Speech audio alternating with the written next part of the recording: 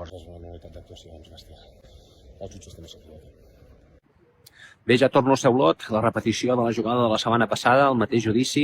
La setmana passada, a la vista, l'altra part va demanar l'interrogatori del meu client, però el meu client no havia vingut, i no havia vingut perquè l'article 440 de la LEC estableix molt clarament que si vols interrogar a l'altra part l'has de citar expressament.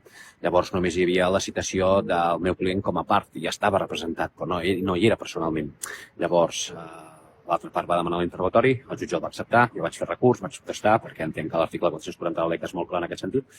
El jutge m'ho va desestimar, jo ja em pensava que em donarien per confés al client i sortiria una sentència en contra, però no, el jutge ha determinat, s'ho ha repensat una mica i el que ha fet és citar-nos com a dirigència final per l'interrogatori. Avui sí que ha de venir el meu client i ha de declarar i a veure com es resultarà tot.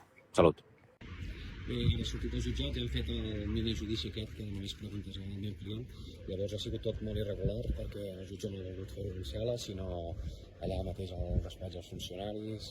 Les preguntes les ha hagut de fer el funcionari, el jutge no hi era, no ens han deixat fer ni preguntes ni repreguntes. Vaja, que tot això és una nul·litat com una casa de pagès. Si ens va la sentència a favor nostre, l'altra part posarà recurs. Si la sentència a favor de l'altra part, jo posaré recurs. Llavors és una nul·litat d'actuacions bestial. En fi, els jutges també s'equivoquen.